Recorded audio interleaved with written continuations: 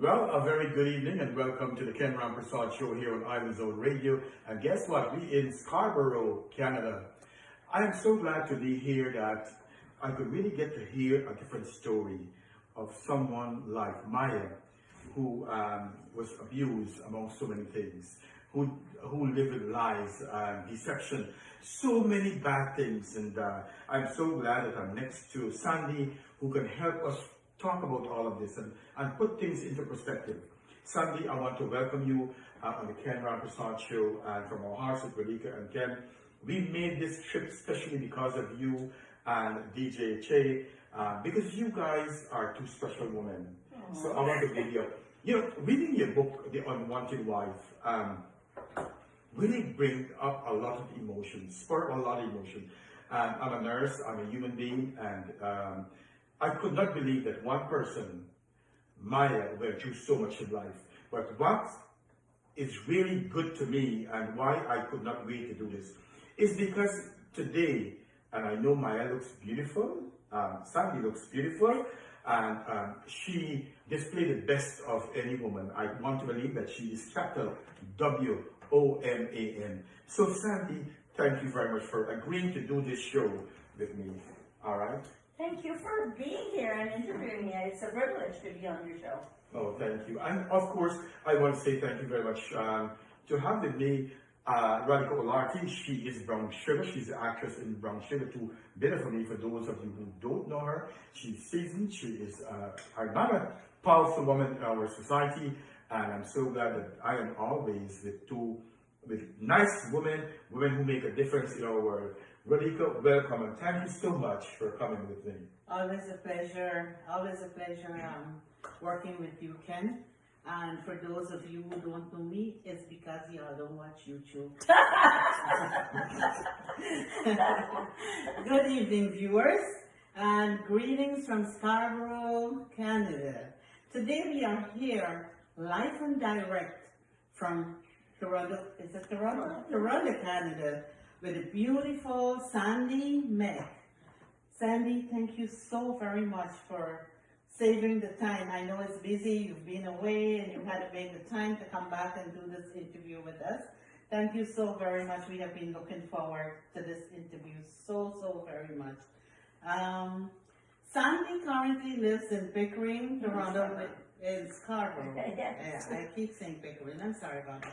Sandy currently lives in Scarborough, Toronto with her loving husband and her youngest son.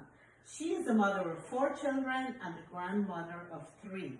Sandy is an author. She's an author, a coach, the founder, an artistic director of STCC Dance Academy and the owner of Showbiz Wedding Services. So if you're thinking of getting married anytime nearby, please contact Sandy. That's right. Okay, Sandy is the author of The Unwanted Wife, which is why we are here today. Both Ken and myself were totally mesmerized and fascinated by Sandy's story, Maya's story. We could not put her book down. It is a must read. We urge you, go to Amazon and get your copy. But we will get deeper into that later. She's also the author of The Ungracious Daughter, which will hit the market coming November. Sandy has the tenacity and a strong will to turn any adversity into opportunity. Unlike the phoenix, she has risen from the ashes. Today, because of her struggles and her ability to raise from the ashes, Sandy is a life coach, helping others in similar situations. She is a survivor of domestic violence, and while she worked through her own challenges, she found ways to help and empower others.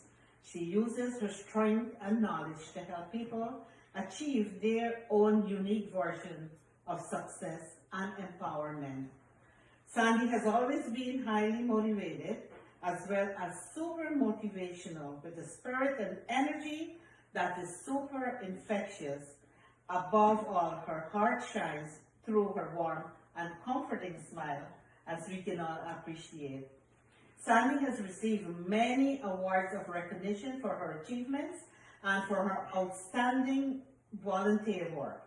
She leads with passion and strength and has the ability to overcome any challenge put in her way. She inspires everyone around her to become the best they can be. She has found a balance and a life rhythm and currently devotes herself to helping and sharing her experience with those who are searching to reach the same goal. Today we want to talk about your book, The Unwanted Wife, relating the story of a young bride's journey from a life of fear, sexual abuse, terror, anxiety, and unspeakable situations, and how Maya used the power of positivity to make life-changing situations. A young bride who thought her wedding day was the beginning of a fairy tale and ended up being the beginning of a dreadful nightmare.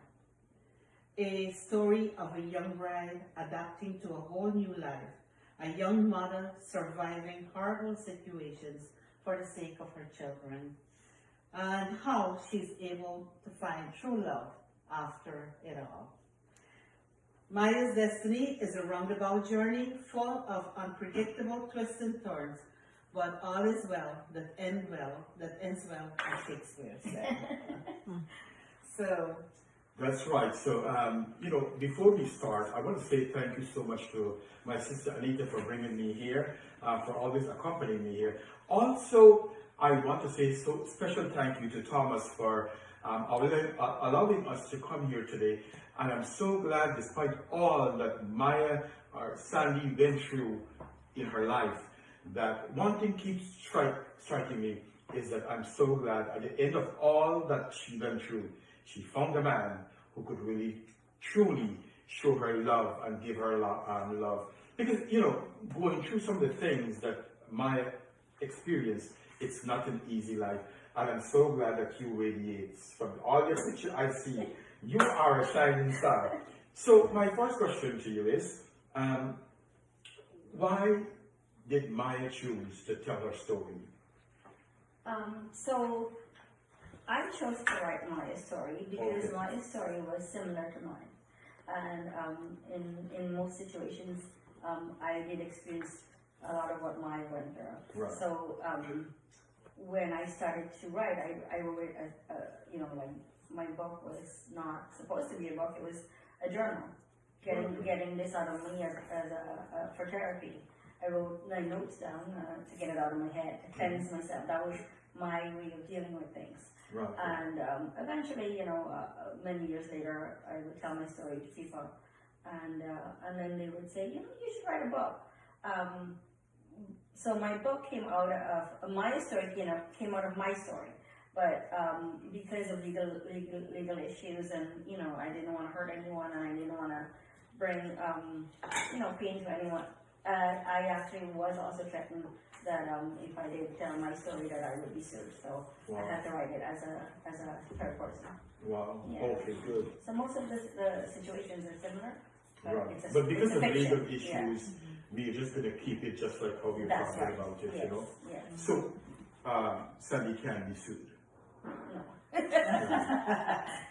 And if she gets sued, we are behind her, supporting her. Of course. I know.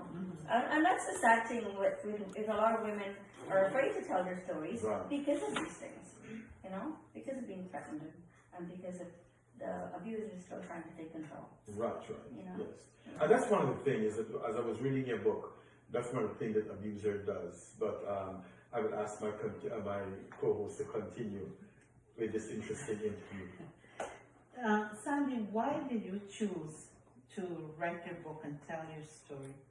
I chose to tell the story because I want to bring awareness to this very taboo subject in our community, in the Indian community, in the West Indian community. We don't talk about sexual abuse, we don't talk about rape, we don't talk about child molestation. Mm-hmm. We take it and push it under the rug and pretend that it never happens.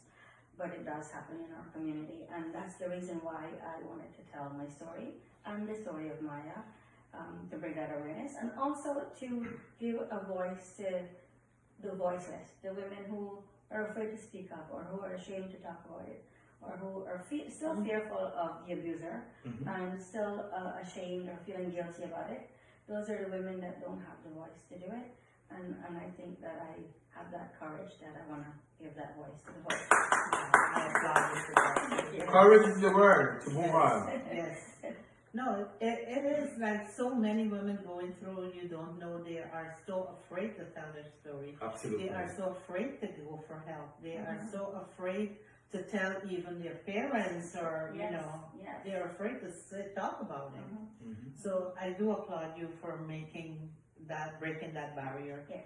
And opening it to women. It's not broken yet. It's not broken. When you broke it and the seal is broken. Yes. Now the seal is already broken. Now we're waiting for the splash.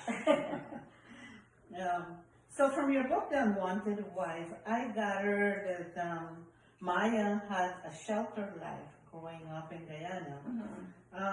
Tell us, how was life for Maya as a daughter, you know, a sheltered daughter filled with love, and what was going through her thoughts when, you know, she knew that she had this arranged marriage coming on? I was not supposed to be married to the person that I was married to. It was supposed to be my sister. But going back to how I was growing up, we were very sheltered. We were growing up mostly in Temple and in our family, and it was a very rare way of living in Guyana. We lived in my grandfather's house. My dad had 5 brothers, and all the 5 brothers lived in the same house with their wives and their children, and we all lived together. So when I was born, my parents moved to the backyard. But we still lived like we were all in the same. So all the brothers had, the daughter-in-laws had their own kitchen, and then they had their own bedrooms upstairs. And so we all lived as a big, large family, like 65 cousins. Wow. You know, it was a big, large, and it was a lot of love. We can stop at this auntie's kitchen and have lunch or a snack, and then the next auntie and they would all have the food. Will you cook today? Yeah, exactly. And if I don't want my mom's food, I would go over to my aunt. And I didn't like roti, so I used to like rice. I don't like roti up to now. So I always used to go to one of my aunts for rice in the evening. Auntie Glory, she would always have rice. And that's how we grew up. We grew up with so much love and so much affection from everyone, especially on my dad's side of the family. That I did not know my grandfather, but my older uncle was like my grandfather, and he would take us from Kitty to Campbellville every weekend. He would take me on his donkey cart. Really? And I didn't want to go in the car. On the donkey cart. I used to love going in the donkey cart. I didn't like going in the car. You know? Really? No, I wanted to go on the donkey cart. You know, going on the donkey cart has always been one of my dreams. I never got it. No, I never got it. every weekend we did that. It was so fun. I always wanted to try that out, but I never got a chance to do that. And I was told that my grandparents, when they got married in Leghorn, that's my nan and my nanny. Their burial was done on donkey and dray carts, I think they call it, horse carts. Yes. The bride and the groom on the donkey cart. Yeah, it's still on my bucket list. Sometimes I want to try to do that. No, You give somebody $2. and then take it off. Yeah, but I have to go to Guyana. We could arrange that when you go. Okay, you're on. Sandy, what are your present thoughts on arranged marriage? My parents were arranged, and they fell in love. But my parents got a chance to date each other, even though it was in those times. Right. They dated for a year. They got engaged. They dated for a year. They fell in love with each other. My sister, my younger sister, was married. Was arranged as well. Oh, really? Yeah, and they're happily married. Right. My older sister was arranged like me, and that didn't work. So it is it's 2 sides of the coin, basically. Yes. For me, I definitely won't do that with my children. Right. You know, because it didn't work out for me. But I find if it's arranged and you know the person and you get to know that person, it might be different. I never fell in love with my husband, even though we were together for 8 years. We liked each other. but we didn't fall in love. Yeah, If we were not married and we didn't have all the issues that I had, Right, we right. probably would have been great friends. Wow. Yeah, Wow. yeah. So, because of our cultural background and the what would people say, many of our women stay in an abusive relationship. Why do you think it is so hard for the women to break this custom? It's not only in our community. I talk to women outside of our Indian community as well, and it is like that with just women afraid of taking that next step. It could be financially. It could be because they're ashamed. It could be they're committed to their family, and like especially if it's arranged. For me, because my marriage was arranged by my dad, I was afraid to tell my dad and I wanted to leave. Mm-hmm. And even when I left, I was still afraid to tell him, and it was a stigma almost. It was like an embarrassment to them that I got in. So I think that's why people don't, they take such a long time to leave or they stay with the situation. And I find especially financially, women are afraid to do it on their own. Yes. Which brings to mind a conversation that we had with a friend recently who said her marriage was arranged by her father, and when things didn't work out, she tried to go back home. And although it was not a love relationship, her father told her, that is your husband, you have to go back. Mm-hmm. That was the mentality. And as you said, for financial reasons, the women were not, they were not as open now. They were just mothers and wives, and did not have a job. So a lot of the women stuck with that. Especially in my mother's situation, like in my mother's, in our parents' generation, it was harder. Now it's a little bit more easier with women who have jobs and things like that. And still, for me, I couldn't leave because I had no money. Yeah, and it's still in you that you're married. You have to make it work. Exactly. Yeah. Let me ask you. I believe in love. I really do believe in love. Me too. I believe in sleeping to the person next to me who I love, who I can cuddle. Mm-hmm. What would you tell parents now about arranged marriage? If let's say you have your kids, would you want them to tell them, listen, I see a nice girl in Guyana, I'm going to leave marry the girl. What's your take on that? No way. For instance, I would never do that to my children. I feel that you should fall in love. Yes. Love is beautiful. And I know that I wanted to fall in love. Look at love right here now. This is what love looks like.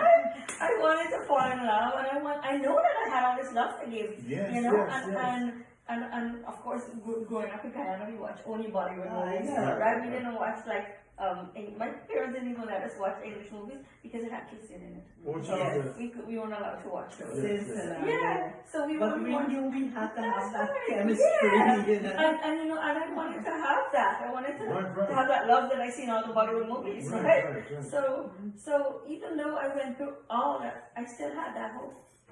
And hope is what kept me going. My next question was Ralika asked about abuse. Did you notice anything in Guyana of this person he was abusive when you meet them first, or when you see this guy, you light up, wow. You mean when I met my your husband? first, yes. I know when you met Thomas, you light up. I didn't forget that. But we can talk about that. We'll talk about it. No, when I first met my husband, I didn't like him. I didn't think that he was the person that I was going to fall in love with, and he didn't fit that image that I had in my head. Right? And it was hard for me, and I cried, and I ran away. I ran up the seawall. Oh, wow. I said I was going to jump in the sea. Yeah. Wow. And I cried, and I looked at him, and I actually felt sorry for him too, because he was put in a situation where he didn't want it either. Oh, really? No. Oh, wow. He didn't want it. And he was also, forced to do it. And so we were both, I was 18 and he was 21. And we were very, very young. For him, he didn't want it, I didn't want it. And you know, he was a nice person. He was a nice person to my family. He was a nice person to my sisters. But it was just not for us. You know, we couldn't. You know, yeah. But as I said, destiny made you had to go through whatever you had to go through. Yeah. As a child, Maya was molested by a close family member. You know, I believe that is very much more common than people would let on, right? After reading the book, I went back down memory lane a little bit, and now I wonder if some of that accidental touching of before was in fact a Copperfield thing. Yes. Copperfield thing, you know? You know, yeah, exactly. And now I'm aware of it. At the time that I was molested by my family member, I didn't know that I was. Right. I didn't know that I was being really? No, I was. When I started remembering this, I think I was about 5. No, maybe about 8 when I'm aware that this is happening. But it must have been happening for longer than that, because that's how I now remember the situations and the incidents that happened and the, you know, like all the occasions that it happened. It was just things that you would think was innocent, like your uncle picking up your daughter and putting her on his lap is innocent, right? Your uncle, you know, touching your daughter and hugging her and all that. Or even babysitting them, right? It's an innocent thing. You would leave your brother to do it, or your cousin or whatever, and it was an innocent thing. But I didn't realize that I was being abused until I was about 12. Yeah, and as a child, sometimes your relatives hug you, and you think it's genuine love. Yeah. You don't know that there's undercurrent going on there. You just feel, you know. Yeah, and because my father was not a very affectionate man. He came from a very strong family. And his brothers, they're all the same. Except for his older brother was a little bit more affectionate. But my dad wasn't the kind, and because my dad had daughters, I think he felt it was my mom's job to take care of the love, right? So because my uncle now was very affectionate, you'd think that that's what you're supposed to have. But you didn't know that was abuse. You crave some love. Exactly, some exactly, yeah. You know, I believe molestation is common and not only in our Guyanese community. So what would be your advice to youngsters? Today I believe that both boys and girls have to be advised. You know, they're both subject to this type of molestation. And most of the times they don't speak of it. That's right. Yeah. What advice would you give to the parents and to the children in regard to child molestation? So to the parents, like for instance, I have 3 grandchildren. I tell you look like 19 now. Thank you. I tell my daughter and my kids, if you're not comfortable, speak up. Follow your heart, move away. Say something to somebody. I don't tell my children to hug anybody if they don't want to. I don't tell my children, oh, go hug that uncle or go hug that auntie or please, or if that auntie kiss you, if that auntie or an uncle, you don't. And my daughter does that to her children as well. If they're not comfortable to kiss and hug, don't do it, right? It's intuition. It's intuition, and had I known that intuition was not the right one, I would have been more aware of it, or I would have said something. And when I did become aware of it, I was still afraid to tell my mother. Because she loved her brother so much. Yeah, so would they believe me? Would they think I'm just making this up? Exactly. Yeah. When you told mommy, when you talk about it, there's a notion around this that people don't believe their children. Yes. Did my mother really believe her daughter? She was shocked. She was shocked. Yes, and she didn't know how to handle it. And I still think, I was 31 when I told her. I also told my grandmother. My grandmother knew before she died.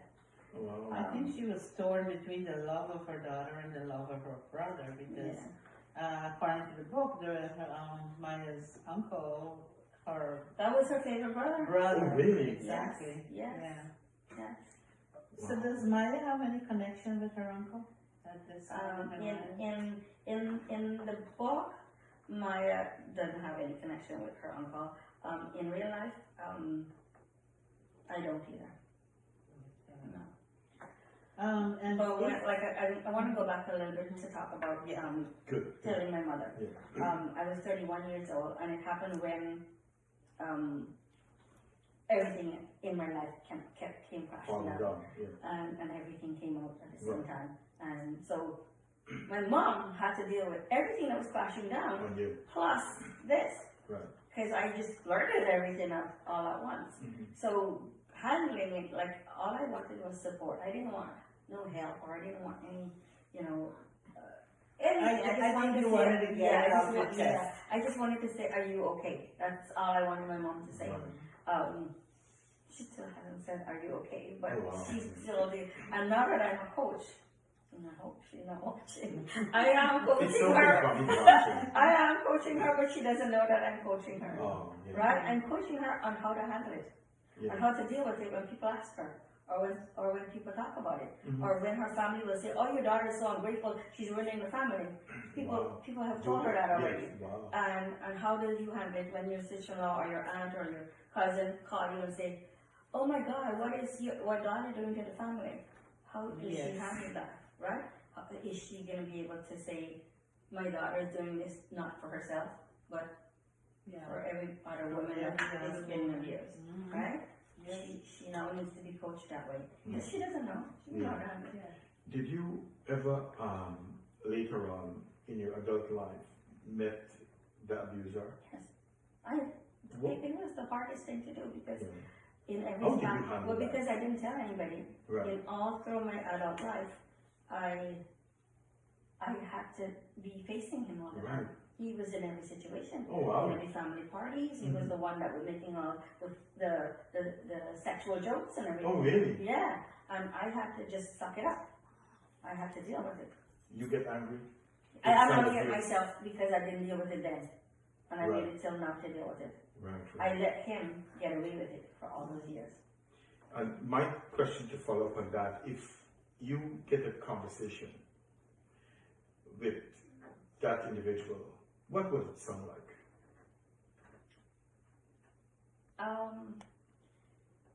I'm not angry anymore. Beautiful. I'm not. Because if I am angry, I wouldn't be able to deal with my own life. I have forgiven him for what he has done, and I prayed. When I was growing up, I prayed, and when I met his children, I prayed that it would never happen to his two daughters, and I prayed that it would not happen to his grandchildren, because my father always had this saying, "What falls from your head falls on your shoulder." Yeah. Right? You know, we had that guy, and he's saying, Right. and I never wanted that to fall on his shoulder or on his children, Right. because that hurt and that nightmare, that's a trauma that nobody should go through. Right. And I would never wish it even upon his children or his grandchildren. That's growth in you, and that's a great way to look at it, because you will not want to see his kids get hurt. No. But go ahead, Michael. After you revealed to your parents, and then later on in the book about this molestation, did he ever apologize? No, never. My grandmother did confront him about it, and he says I'm lying, and that I'm making up for my shortcomings. So for now, it's just water under the bridge for you. Yeah, but I did deal with him until my grandma passed away, and that was it. No, you don't have to see him, or you don't have to. The political situation was the main cause of migration back in the 70s and 80s, and that certainly affected the lives of many families, a separation of closely knitted families at the time, all in the name of betterment, right? Maya was a victim of that era, forced into a loveless marriage so that she can get out of Guyana and later help her family to cross the borders as well. What was Maya's thoughts at that tender age, coming into a new family, a new country, a new life? What was going through her mind at that? In the book, I wrote about my migration, and when she was asked to get married to that, to the person she was married to, and coming to a different country. First of all, if you read the book, Maya didn't want to leave Canada. Right. She prolonged Maya it for wanted months. 6 months. Maya had the visa Right. and hid it under the bed, Oh, wow. right? So that she didn't have to come. And then as Maya, can't wait anymore because Right. people kept asking how come you didn't get it. Yeah. They said they mailed You it. know, Guyana already, Yeah, too, right? exactly. So eventually Maya came, and it was, first of all, Maya never traveled, right? Going on a plane by yourself and all that, that was also my experience, not only from Maya's point of view, but my own as well. Coming to Canada, coming to a family that you don't know, Right. right? And never met. To people that you probably knew. I knew the parents when I was young, like 7, 8 years old, and then they migrated to Canada. So I didn't know that, like, you're a kid, you don't know these people, right? And then you come to live in a home with like a mother-in-law, father-in-law, brother-in-law, sister-in-law, and they were all living together too, right? So it was very intimidating, I would say, the most intimidating thing. And I think I became more quiet. I was already quiet speaking, and then I kind of got withdrawn a little bit. Yeah, you right? retreated into Yes, yourself. into myself, Yes. and I used to walk on the street and cry because I didn't want them to see me crying. So I'd go for walks and I would be crying out on the road. I wanted to go back home so badly. Really? Yeah. And you know, in Ghana, there's a culture where we want our children to marry and go outside. Every Yes. young girl wants to Yes. marry somebody to go out. Why you didn't want to take up that? I wanted to be a teacher, and I wanted to teach at Mrs. Singh commercial school. Oh, really? Because from high school I went to Mrs. Singh commercial school, and because I had done so well in English, I love English and I love writing, right? And I love reading, and I wanted to be a teacher at Mrs. Singh commercial school. That was my dream. I wanted to be just like Prakash Desai's wife. Oh, She was my idol. Yeah. Yeah. That's good. You know, I wanted to know, I know that you're a strong woman, and I'm so glad that and I'm going to big up my guy here, your other half. You know, being raped and being in an abusive situation can lead to a lot of problems. And I just want to close the chapter of, you know, being abused by a family member. You know, how did you deal with all the trauma that presents itself? I didn't deal with it. No. I put it in the box, and I closed the box, and I put it far away in the back of my brain, because the first thing that I had to deal with was being a mother, right? And I had to focus on being a mother. And I guess I'm a lot stronger than most women in some ways, because my mom is a very strong woman, and so I think I took after my mom for being brave and strong and courageous. And so I put away that abuse, and I focus on the most beautiful thing for a woman is to become a mother. And for me, that was beautiful for me, and I saw myself as a beautiful mother, not as a beautiful wife or a beautiful anything else.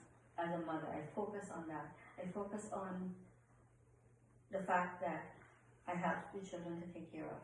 And I said to myself, I'm not gonna let me see myself the way he saw me, as a worthless person, because I'm not a worthless person. Not at all. No.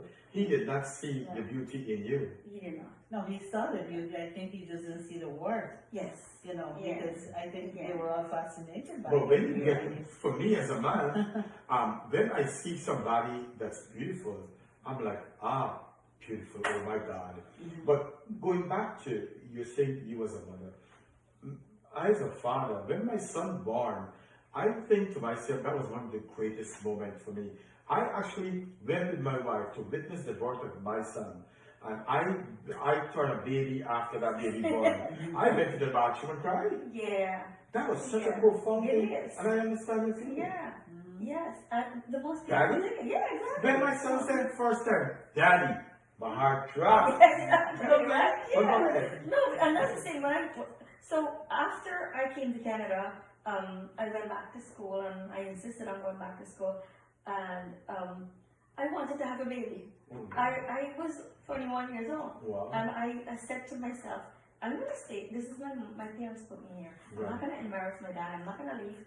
And for the first few years, although it wasn't the best, he wasn't so bad to me in the first few years. He had his own life, he had his own friends. He spent a lot of time outside of the home. And at so that time, I you got were close. relieved. Yes, Leave me alone. yes, I was, and I actually got close to my mother-in-law. Oh. And to this day, I still love her. You speak to her? Yes, because she was good to me. Good for you. She was never bad to me at all. You're not a bitter person. That's a great thing. No. And I love her, and my children love her. Oh, wow. Yeah, my son, that's like I always tell him, you love her even more than you love me, Oh. my older son. Wow. But that's the thing, her and I got very close, and I love Indian movies, so it's like all Indian movies. Every Saturday night we would watch movies and cook duck curry. We would sit and eat our duck curry, and we would watch movies. And he would be gone. But I now want to find out purpose in life, so I wanted to have a child. Right. So, and then for 3 years I wasn't getting pregnant. Wow. Right? And as soon as my child was born, that's when the abuse started. Wow. Oh, Yeah. wow. Yeah. Do you think because he was jealous of the baby? No, he wasn't jealous of the baby, he was Okay. controlling. He didn't want me to take the baby to see my mother. He wanted the baby to only have time with his parents. And he was just very controlling. And Right. we would fight all the time because he didn't want me to go and see my family. Did you ever fight back? At first I did. And then I did. But you know, he would hit me in places that didn't show any marks and stuff. Right? So in your stomach don't show marks. Right. So yeah. But I'm sorry, despite all you went through, you were strong when it was going. Yes, I am. So in Canada, when you came, I'm happy to know that you took up education again. You always want to advance in that. And you got a job as a leader in the telecommunications company. You became friends with your manager, and she became an ally and a friend to you. Do you still keep in communication with her? No. Oh, no? No, I did not. Because there were so many other things that happened after that. Okay. That my life got taken in a different turn after I met this other abusive person. And when I left Canada, I didn't stay in touch with him. Yeah. I do look for her. And Oh, you do? I knew where she is now. I want to find her. Let's hope Yeah. our program falls into her view at some point and she gets in contact with I you. look for her on Facebook and I look for her. Oh, really? Yeah, I don't know where she doesn't work there anymore. Obviously, she Well, we could find out. I think we I could hope you find can. out. She did help me a lot. Oh, Okay. thank you very much, my dear. Yes. Yeah. So what advice would you give to women undergoing abuse, an abusive situation? So if you are in an abusive situation, it doesn't necessarily mean that you need to leave. But if you want to leave and if you plan to leave, make sure you have a good plan. Do not, make sure you have a bottle to take with you. I didn't have anything. I didn't have no money. I didn't have any bags of clothes or anything. I left with nothing. So make sure if you're planning on leaving, to have a good plan in place financially, a place that you can go to if you have a friend. You talk to people. You tell someone what's happening, because if you don't tell, you can get the help, right? And you might be, when you tell someone, that person might be able to help you find the ways on making that plan, right? I didn't have anything like that, and I was going back, you make that plan. Make a plan and have an emergency bag with any little and especially if you have money children, and, So, even if you're planning on leaving and you don't want to leave right away, but you're thinking I need to build up that financially, start putting aside that money to be able to leave. But nowadays it's much more easier than when I left. Right. And it wasn't as exposed. Domestic violence and abuse and all of that was not as exposed in those days as it is now. Yeah, times have changed and women are more free and they are more More resources are there more too. resources to help. After the abuse started, did Maya think she could change her husband? His attitude, his abuse. Yes, in the book, Maya didn't try to change him. In my situation, which is similar to Maya's, I did try. I did try to change him, and I moved out. And I went and found an apartment, and I wasn't allowed to take my children. Was not allowed. No, I was Really? not allowed. No. Is it by the law or by your husband? By my By husband and his father. Oh wow. Yeah.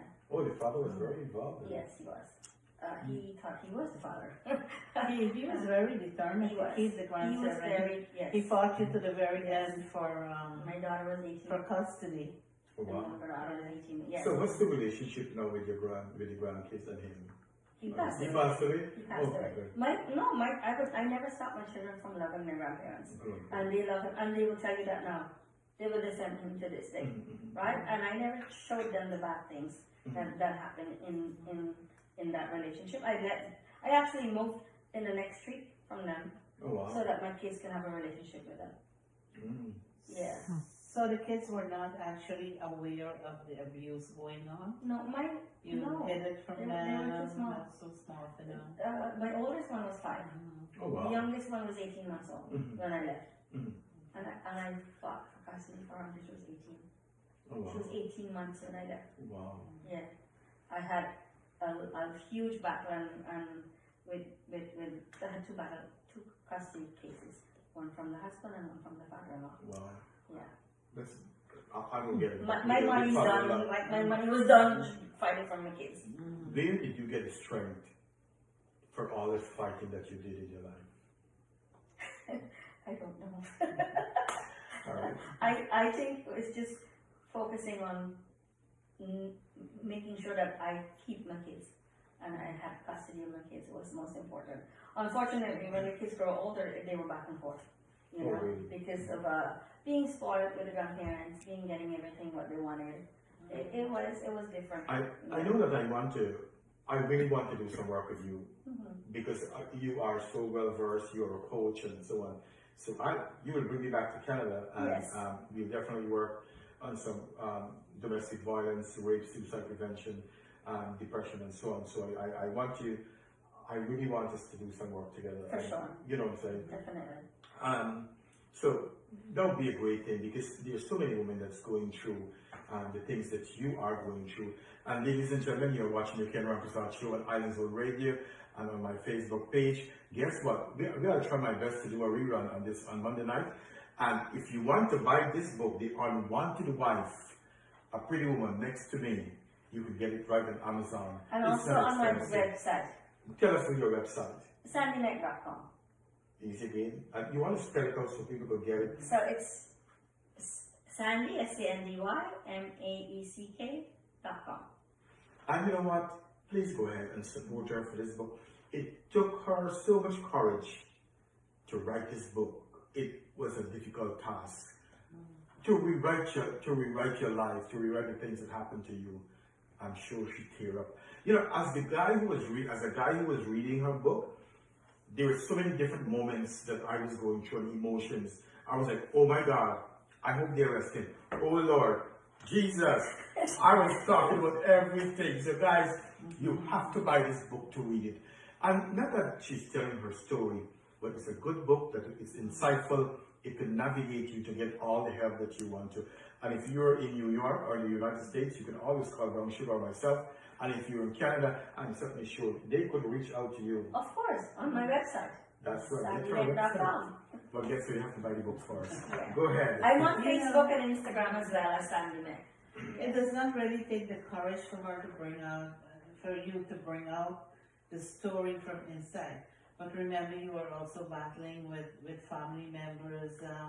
What would they say with your story? Why are you revealing that? As you said previously, the family members asking your mom, why is your daughter doing that? But, you know, it really took courage to bring your story out. And it will help other women to know that there is a way out. Yeah. That they can do it as well. Yes. You have to have, you just have to have empowerment, as you Yes. said. And anybody in that situation, Sandy's willing to help you. So again, it's Sandy Meg at It's sandymac.com. You know, sandymac.com. since we're talking, I start a book and I just leave it up. But I have to tell you, and I'm saying this in experience, that every time I remember something happened to me and I'm documented it, I was reliving that moment. And I did cry.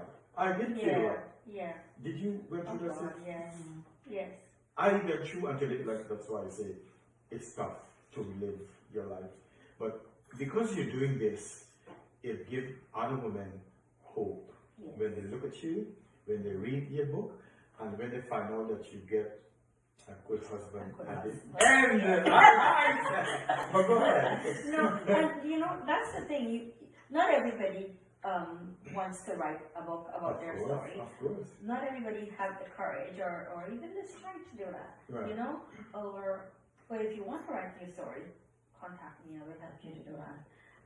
But the thing is, that was not the plan. The plan wasn't to tell my story in a book. My plan was to focus on, you know, getting my life in order. Because every time I fall down, I have to pick up myself, brush up, and move on. And then I fall down again, and then I fall down again. But why would I stay down? Why would I stay down?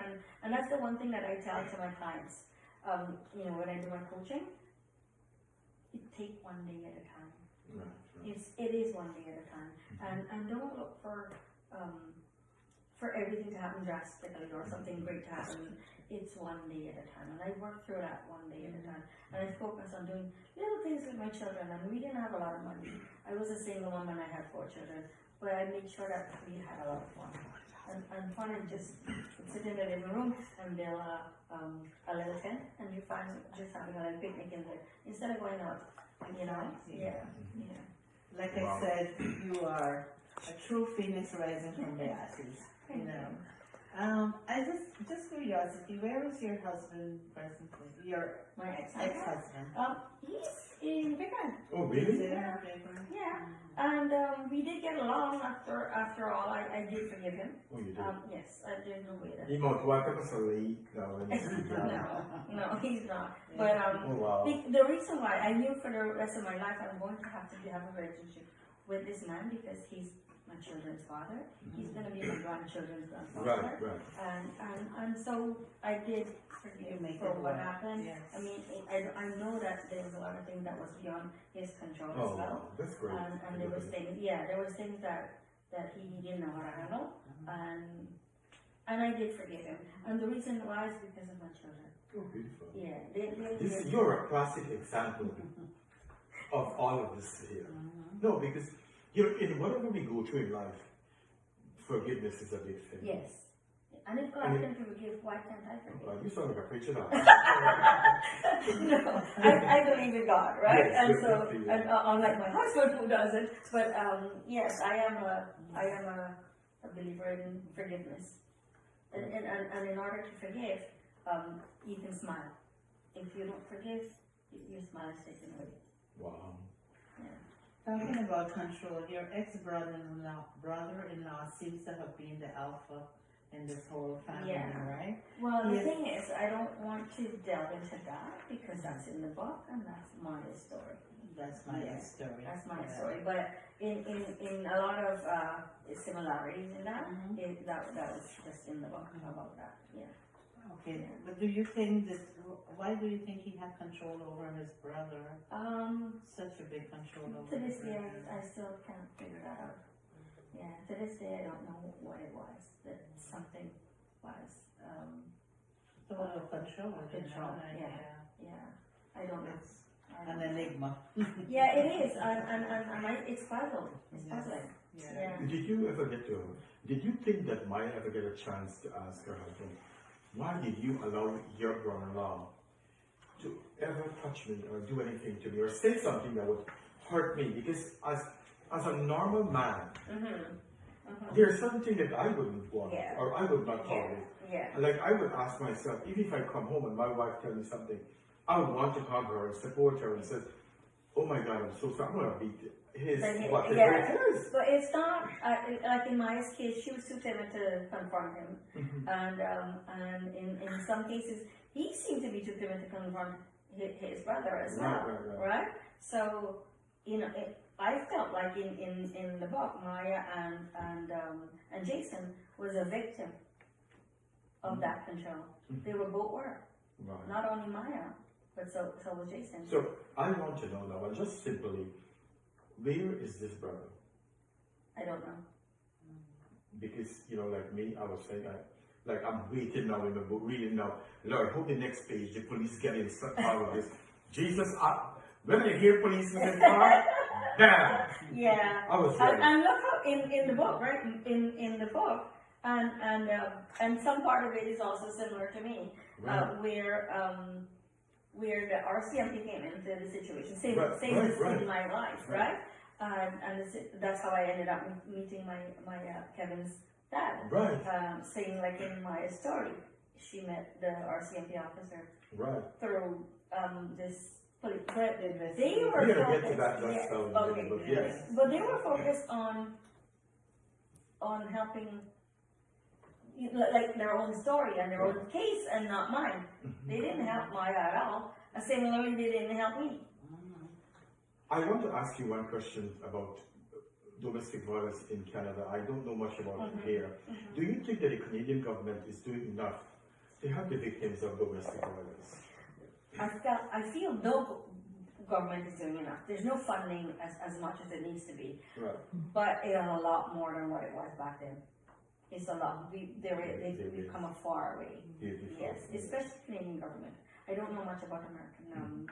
There is help for women Yeah. who's been abused, Yeah. you know. Unfortunately, Guyana don't have it. Yeah. It's I getting think there. they're working on it. They're right working now. on it. And We spoke recently to Dr. Vindy. Vinny, She said there is a 24/7. yes, I spoke to her too, hotline, and yes. there Oh, you is. spoke to her? Yes, you know we are family. Oh, really? Yes. And we interviewed her, but anyway. I know. I saw it. But I think that we I know her since she was. Oh, really? Oh, that's We grew up, like her dad was her dad's sister was married to my mom's uncle. Oh, wow. Yeah, yeah. So I think probably you could go and stop. I'm just pushing the button. Probably you could go get something done in your name. Yes. Why not? Sandy, Yeah, yeah, you know, yeah. domestic violence shelter. Why not? I'm going to support you 100%. You don't have to worry about that. Yes. We can start to drive. That would be good. Yes. I'm going to help you. That if you would be want to go. amazing if we can do that, because there, like I went to a shelter and I was put there by the RCMP. Right. There was nothing for me. Like some days we didn't have no food Wow. because we didn't eat beef. Oh, Jesus. Right? Yes. So there was no alternatives, you know, and I was not allowed to leave. Some women were allowed to even go to work. I wasn't allowed because I was Dangerous. because the case was in One of my questions too, and I'm talking about this since Sandy's talking about the shelter. Do you really, and that answered the question, if they're catered for our community, people who eat chicken and rice and roti and things. I think now it's better. Oh, really? Back then it wasn't. I think now, and so as we grow older, my daughter and I, we used to cook for the shelter. And we used to take to the Oh, shelter. that's nice. And then from the temple, and then That's from great. the temple, we used to do that. And then the temple, we don't, do it like once a month. They would take. Good for you. Together. You know, as we're talking about this, when I read, right, that the phone rang and it was, your husband called the place? I was, Jesus Christ. How did he manage to figure out where you were? So, and this is actually true. This is not only in my story. Right, this right. happened to me. Yeah. I was in the shelter and I got called to the office for a phone call. And they thought it was the RCMP calling me. So Yes. because my parents, nobody was allowed to go. Right? I was fully protected. I wasn't even allowed to go outside. And we had a gated On the ground. Yeah, everything. And because people were sitting outside my mom's house watching and everything. So Oh, my wow. mom and I was totally isolated. Oh, wow. And so when I got the phone call, I thought it was the RCMP, obviously. And I answered it, and that's the first thing I said, how did you find me? Right. It was so easy. Oh, It really? was, and the system needs to pick it up on this. He had his friend call and said she was being abused, and she needed shelter. And there was only two in Durham. There's only two shelters in Durham. Wow. So obviously it was one or the other. Yeah. But did you felt secure at that time? No, Oh, wow. not at all. That's for I sure. thought he was gonna come to the shelter. But I remember it's double doors to unlock and It was double doors and locks and everything, but I was still scared. right? I was looking through the window, and I'm thinking, what if he sends one of his friends that called and she comes to the shelter pretending that she was Right. abused. Yeah, That's a whole different story. it was a scary time and a lot of anxiety. You know, I'm still enthralled by the husband, Maya's husband, allowed his wife to be abused like twice, right? And I think there had to be much mind control, complete control of his brother over him. I was rooting that Maya did not fall into the trap again for the second time, you know. Yeah. I kept asking myself after I read the book, why did you go? Why did you go? You know. So Maya was naive. Maya believed the good in people. I think, you know. The same as me. I believed the good in people. So in Maya's case, she went back hoping that things had changed and things would be better. Same as I was hoping that they was better. And trust. I trust easily, so did Maya, right? Yes. To this day, I still trust easily. You know? That was going to be one of my Yes, questions. How are you trusting? my trust is, I believe, I try to look at the good in people only. I try to, until something turns upside down, I still trust. Yeah. But I want to say something to someone who's been dealing with domestic violence and suicide prevention.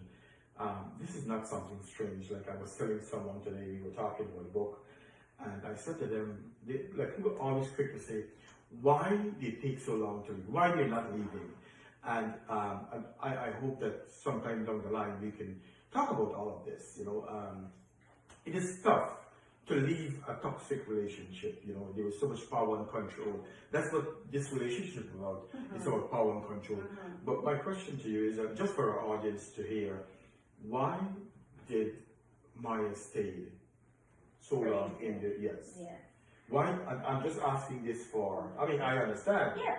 But I want our viewers to know. Yeah. Why do people stay in these abusive relationships? Why don't they just don't pick up the bag and go? Let's go. So for the first 3 years, it wasn't bad. So given the fact that, you know, for the first 3 years we did get along, we could have been great friends, as I said, if we weren't married, right? So the first 3 years was good, so I didn't want to leave. And then I had the child. And then I had the second child. And then the third child came by accident. It wasn't I can tell you exactly when I got pregnant. Both the last 2 times. Surprise! Yeah. And so the reason why I didn't leave was, first of all, I did have a good job, which was contrary to a lot of other people. I was the only one that was working at the time. Every time I tried to leave, I couldn't get my kids. Oh, wow. It was so controlling that my kids were always sleeping with the grandparents or was with the grandparents. So I wasn't allowed to go anywhere without somebody. So it was either my mother-in-law, my father-in-law, or sister-in-law, or somebody. So taking my kids, I never went out with my kids alone. Wow. Never. You always got somebody tag along. But the one thing that was very scary for me, I had my kids missing for 1 week. Really? Yes, my kids were stolen. Oh my goodness. You remember I said I went to an apartment? And I rented an apartment? Yes. Right. So the deal that I made with him, because I didn't want to leave him. I still was hoping that things would work. Right? So I said, okay, I got this apartment, you come and live with me. And was hoping that he would Yes, that would I change remember him, that. right? So his mom was still babysitting. And his father, they were both babysitting the kids at the time. So I would go to work, we would drop the kids in the morning, and I would go home and start dinner, and he would go and get the kids. He wouldn't come back. Oh, wow. Or he would eat there and all that, right? And then sometimes he would stay there and leave me alone in the house. And then one time he pretended that the house was robbed. Oh, wow. And he had his family or friends or whoever robbed the house. Nothing was stolen. It was robbed. Oh, wow. Then my kids was missing. One day he came home and he said the kids are not at home. They hid my kids because they knew that I was planning to leave. They hid my kids, and and everybody can hear this. You know who had my kids? Norman Sue family had my kids for 1 full week. Wow. Who's Norman Sue? Norman Sue is a bakery. Oh, wow. Yeah, and they had my kids for 1 week. You know, we talk about that, and I want to talk about It was his friends. Oh wow! Yeah. You talk about your father-in-law, but I have to tell you, as I say this all the time with my boys, and this is what they're growing up with, that everybody hears me saying this. My children cannot. I got my sons. They can't abuse their wife. They cannot do certain things to the wife. I will jump in. I will advocate for my daughter-in-law because I believe. So do I. I believe that they're going to be my children too. They are a part of my family. I want when I get old, and I say this all the time, Sandy, that when I get old, I want to get my daughter in my car, clean it up a little bit, shine it up, put a little perfume inside. That when she steps in, she says, "Wow, that did this for me." Yeah. Did your father-in-law ever advocate for you? In some cases, yes, and in some cases, no. I never told him what happened to me. Oh, really? Right? So you he don't know. He died and he didn't know. Oh, wow. And I don't think he would. Yeah, I don't think he would have. It would have sit right with him, to be honest with you. Mm. I don't think so. But I was afraid not to say because of my children and all that. Right? Yeah. I don't think he would have. He would have done for that. I think he would have stood up. Oh, good to you. Yeah. No. It's still No, for real. that's a good No, thing. no, for real. And also we got along now in the kitchen. Yes. You cook. Yes. And we used to cook together. Nothing like man cook. Yeah. Can you eat So, Guyana? see? And Yeah. Guyana mango and Saigon. And Ooh. that was so proud. They're probably That's watching. so good. Yeah. And I want some. But we're gonna read for you get some if you want to. Yeah. Yeah. If you're looking at man cook, what's his name? Rishi. Please make you're not living far from her. Make a nice bowl of fresh kilbaka. It's not the same Rishi I know. That's my brother-in-law, Rishi Monsieur. Okay, no. So we could get you kilbaka for Okay, you. Don't good. worry about it. Yeah, with not a lot of pepper. No. So that your other half could taste some. Oh, he's not pepper than I know. Oh, really? Yes. All right. Yes. Good. And it's I'm the fresh, chicken with the pepper. it's fresh kilbaka all the way from Oh, Guyana. Oh, we can get nice. some for you. Yeah, Don't worry. for We sure. got to arrange that. Yes. So like I was saying, him and I would cook all the Thanksgiving dinners and all the Christmas, Oh. and my mother-in-law would do the decorating and the cleaning and stuff, and him and I used to cook. So we did get along. We got along very well. That's nice. Yeah, it was only when I left that he started writing for custody. Probably because he loved his children. He did. His He loved his grandkids, and he grandchildren. don't know how to. No, and I wouldn't hold that against him. That was his life. My children, they were born there, right? You know. You did everything like the book says. And he never really knew why you left. He never No, they suspect. later. Oh. Yeah, they said, well, they knew that he used to hit me, right? Wow. But that's all they knew. And your mother-in-law was very close to you. She seems Yes. protective. Yeah, she was. Yeah. Yeah. And you could have opened up to her. I was still afraid. I was still afraid that I was going to lose my children. Yeah, and that was my main focus. So you were just stepping on eggs Yeah. all the time. Yeah. And, you know. Yeah. We have a curious question. What was Maya's thought when after her second abuse, she was leaving the house, and on her way out, she saw incest, an act of incest. Mhm. She called her brother-in-law and the husband infraganti, right? What was Maya's thought at that time? I know it must have been shock. Yeah, so in the book I wrote about that, but in Maya's, I think Maya was only thinking about running. I don't think that she even acknowledged that that was happening, or even, I think they were shocked mostly, but in Maya's case, I think she just wanted to run away and block that. Yeah. That's right. You're watching the Ken Rampersaud show here on Islands on Radio, and tune in tomorrow night. I'm going to try my best to run it, and from our hearts with you and Ken. Guess what? If you want to get the details about what went on with Maya, And about that question that she and just what asked? she just asked, Yeah. two brothers, the unwanted wife, secrets and lies exposed, an arranged marriage that was strictly held. Go ahead. And you can get it at Amazon. It's not expensive. And you're supporting a strong woman. and this will empower her more to see that people are reading your book. And I'm sure that this book can guide people. And actually, when I say enlighten, see what goes on that some people don't know, some people don't talk about. And I'm so proud of you that you have the strength to speak out, to make a difference in the world and in women's world too. Yeah, Right? and that's the goal. It's to speak up so that people know that there's other women that went through this, or that other women managed to leave or managed to escape an abusive situation, and to give them that strength and that courage to be able to do that as well. You know, there is a light. At the end of the tunnel. Your light is bright, then. Your light is bright. You got Thomas sitting there. You like from the dark, you could see him 100 miles away. But go ahead. No, and you know, like we do say, okay, yeah, Sandy wrote a book. Sandy wrote a book about, you know, similar to her own story and things like that. But in my case, I wrote the book so that I can help the people and be an authority on coaching. Good for you. Yes, because if you say I'm a coach and people say, well, why are you a coach? What have you experienced? How can you help me? She has experience in all. Yes, exactly. So I can help because I've been through that. I experienced it, and I wish I had the help that I'm willing to give to other women. You know? Yeah, yeah. The children, you said, they have a great bond with the grandparents. And with their dad. And with their dad. Yes. So that was my Up to now, question. up to now. Yes, they do. In the book, you said your elder son, he takes care of his dad. They live together, yes. Oh, wow. Yes. Okay. So And you have nothing against that. That's his it's the dad. dad, and they have.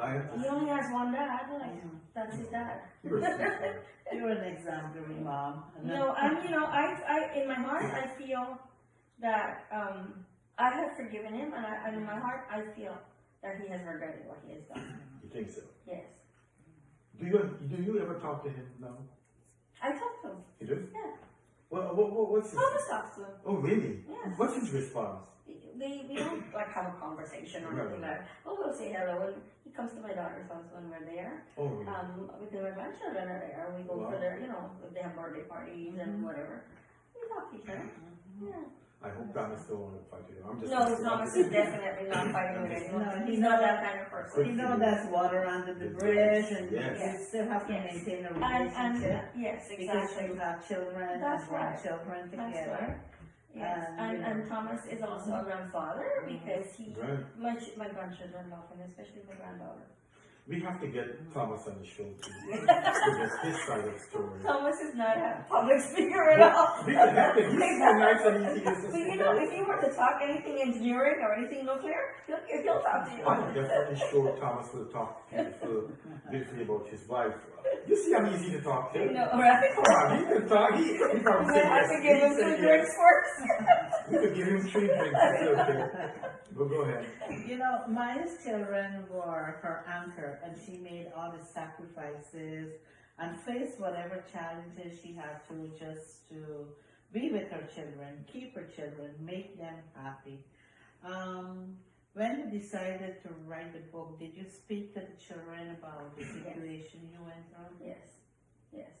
And I had the support. Mom, that is you write it.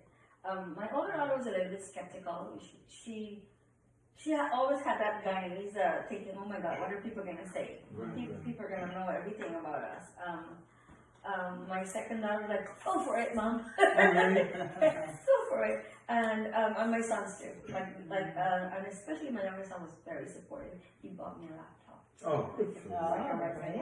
Oh, nice, nice. Yeah, but they were all very supportive, and my older son's like, whatever. He's very easygoing. Knock yourself out. Yeah. Give me after you sell that book, give me $1 per book. I know, right? That's what he would say, actually. That's exactly what he would say. Yeah. He would say, okay, whatever you make, give me the profit. Yeah. Yes. Yeah. At some point during Maya's pregnancy, I believe it was the 3rd pregnancy, she got very depressed and wasn't taking care of herself, wasn't eating, you know, and all of that. How, she didn't go to a therapist or anything of the kind. I think the strength, how did she draw upon that strength to get herself out of that situation? How did she manage that depression, which is so hard for people with much experience to undergo and come out of it, snap out of it? How did she manage? So, in the book I wrote about Maya's depression and how she actually tried to kill herself. That is very similar to what I went through, and that is actually what I did. I took Tylenol, and I wanted to have it ended at the time. And as I was taking the Tylenol, I looked up in the mirror, like taking it, and then I realized, what am I doing? I have 2 children already, Right. and I have one in my belly. Oh, wow. Right? What am I doing? I had to pull out of it. So, like you said, that was my anchor. My children were my anchor. And people, I make this joke that my children are my riches because I was always, never the richest person, So, you know why my children are my riches? They saved my life. Oh. Yeah. Oh. They my So children saved my life. Yeah. So she talk about depression, and you talk about suicidal ideation. And did you really meant to want to kill yourself, or it just was a wild thought? It was because everything was so, like, I didn't know where to go. I didn't know where to turn. I didn't have any help. I was afraid to tell my parents. I was afraid to tell my sisters, and I just pretended like nothing was happening to me. And I don't know if I actually wanted to die, or I just wanted all of that to go away. Right? And that was probably why I did it, because I wanted it to go away. Did you seek medical attention though? Afterwards? Yes. No.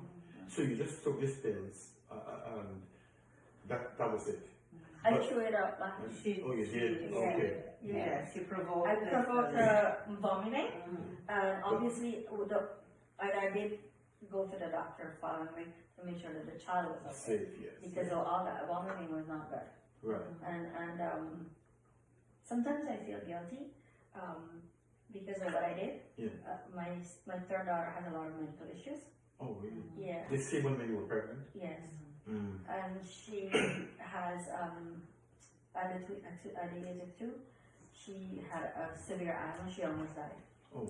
And she's always been not the healthiest of person, And so I sometimes feel guilty and think to myself, I wonder if I did that for her. I don't believe, because it didn't affect you otherwise. Not at the time. You threw it up. Yeah. You threw it up immediately as soon as you realized this is not what I want to do. This is not. I have to be there for my children. Yeah. So I don't believe it has anything to do.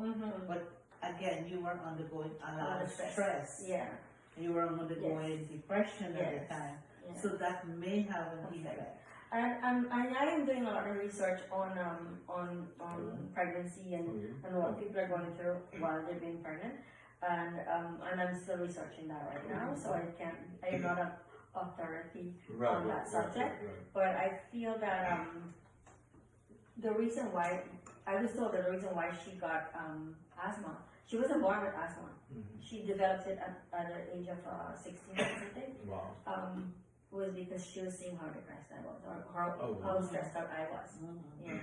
It was She affecting was feeling her. it. She was getting like panic attacks and anxiety. Yeah, and then what happened was we went away and we went on vacation when she got asthma. She was admitted to the hospital. Oh, wow. Yeah, and I think she thought I left. Oh. And even now she's always has that bond with me that she doesn't want to leave for too long, or she'll call me. She's married now in her own home, and she'll call me a week after she hasn't seen me and go, Mom, I miss you. I haven't seen you in ages. Yeah. Were you ever and I'm talking so that our viewers can get something out of this. Were you ever clinically diagnosed? Also, we know that when people go through all these things, whether rape or any kind of trauma, they can be diagnosed with PTSD. Yes. Did you, or were you ever diagnosed with any one of this? No. No. And I'll tell you why. My therapy was my book. right? Okay, good. And I had a person that I was talking to. Good. Yeah, and that was my it was almost like if I was getting therapy. Okay. Right? And I would advise people, if you're going through any kind of situation like this, that you do find some kind of therapy. It could be coaching, it could be counseling, it could be, something medically inclined, but you definitely need that help. Yeah, and I want to tell our viewers that, if by chance you ever diagnosed with these kind of things, and with depression, you can get doctor, you could talk to a doctor or a therapist, as she says, Yeah. or a coach, talk therapy, whatever it is. Also, if that doesn't work, doctor could put you on medication like Zoloft and so on, Prozac, and if that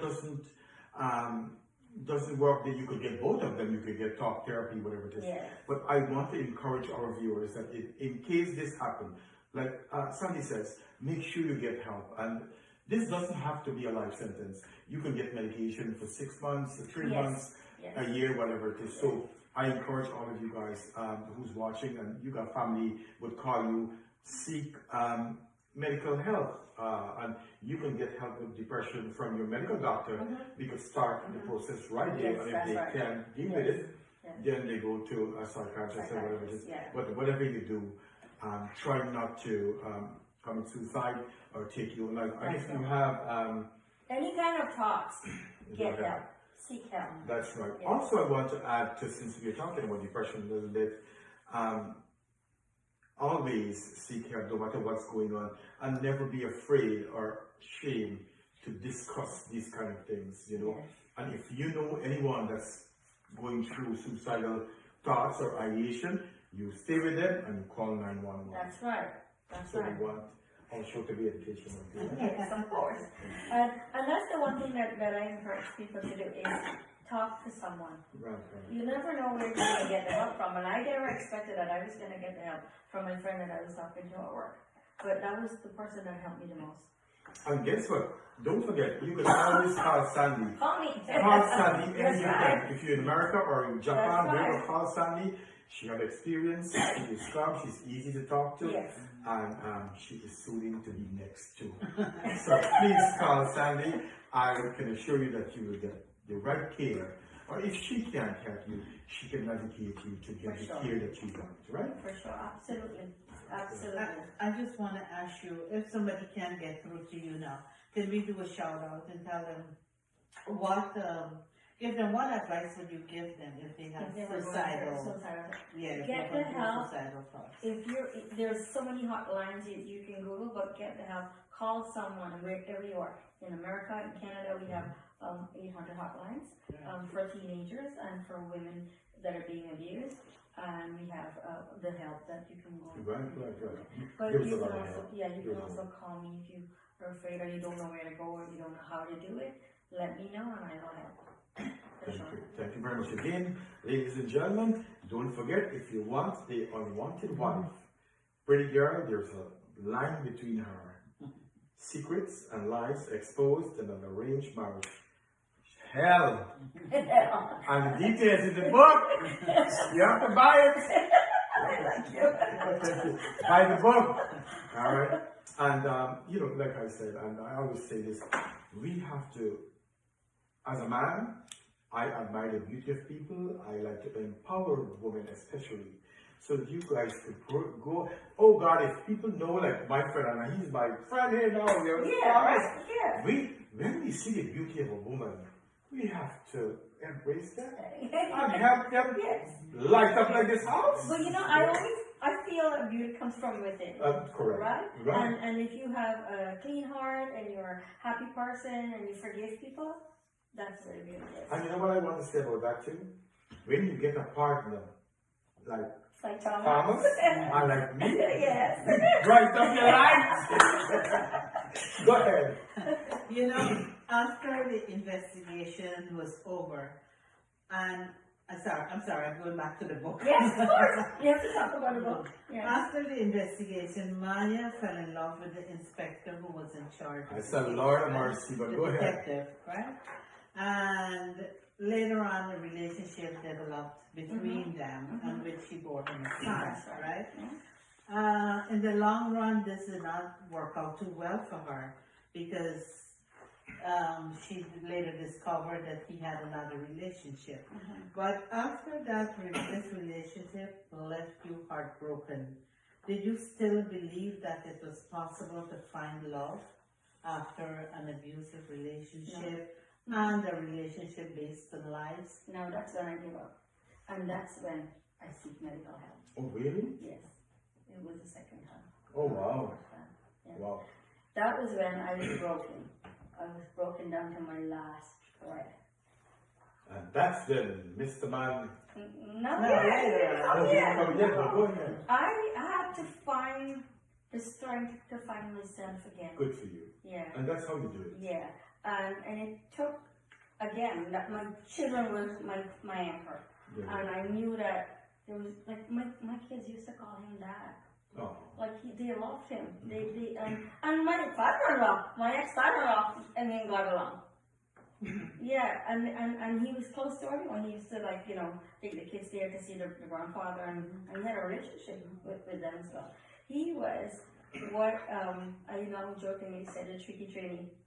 Tricky Right, yeah. He threw the dust in everybody's eye. Oh, wow. The stardust in everybody's eyes. He was a Everybody sweet loved talker. him. Everybody loved him. He was a sweet talker. He would Handsome? and Tall? yeah, tall. Nice short hair? No, he had short hair. He was Okay. puff, so he had Yeah. short hair. But he asked my grandmother to marry me. Oh, wow. He got guts. Yeah, and he was married already. I know. And he asked my grandmother to But marry me. that was just winning her over. No, but afterwards I said, why did you do that? Like, you know, you bought me this big, huge diamond ring and asked my grandmother, why am I not marrying you? He said he studied me psychologically and I never would have said yes because of what happened to me before. Wow. He knew I was never going to say yes. I have to say this though. I'm reading your book. As a nurse, there are certain things I would not do. And I hope we take this, the way I mean it, you know what I'm saying? As a nurse, I would not, there are patients that would come that I would like. I say, wow, she might be a nice wife for me. Right. But Sandy, I have to be honest with you. Reading this book, I thought in my mind he was inappropriate. I find it's uncalled for. He crossed the barrier. I would not go with a woman who is broken. Right? Who is broken, who's on the ground. I thought in my mind he took advantage of you. He did. And I'm sorry about that. No, he did. Yeah. He crossed all the barrier. In my mind, he was unprofessional. He was. And his actually, when we talked about it afterwards and I Right. said to him, how could you have done that? You made the choice for me. Right. Having that child, you made that choice. Because I did not know your life.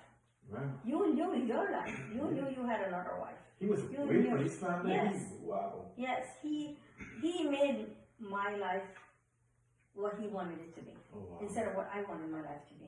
He made that choice for me. And that was very unprofessional of him. It was. I gotta tell you. Yes, it was. I can't go sleep with a patient. Right? How dare you? How could you? And so, granted, he said that he fell in love and he didn't know what to do. So, No, he was a policeman. He knew exactly what to do. what he was doing. Yes, he knew what he was doing. He knew he was He going knows that he to went undercover. No, he knew what he was doing, Yeah. the ins and outs, Yes, and he he knew. knew how to maneuver you because you Yeah. were at Vulnerable. a vulnerable Yes, part of I that was. time. And women out there, watch out for these things. Mhm. Don't let yourself be a slum. Follow your heart. Yeah. Right? Follow Yeah. him. Now, he's the father of your last son. Mhm. Do you guys still keep in contact with him? No. No. Not your son either? No, not at Oh, all. really? No, not Because at all. that was That deception, conversation that was was bad. lies, yes. Do you Yeah, think- he grew up with Thomas, so. Well, when he was 17. If you see him, have you ever seen him back? I think Kevin was 6. No, maybe like, I don't remember. I think Kevin was his teenage years and he had used to come. So what had happened was after we left, when I found out, Right. and I kicked him out and everything happened, I hadn't seen him back for 8 years. Mm-hmm. He did used to support Kevin financially, which he didn't want to do. I had to take him to court for that. Oh, wow. So that's when I saw him. And he paid a quarter of what he was supposed to be paid. Mm. And I never asked for another penny after that until recently, when Kevin finished college, it was stopped. Mm-hmm.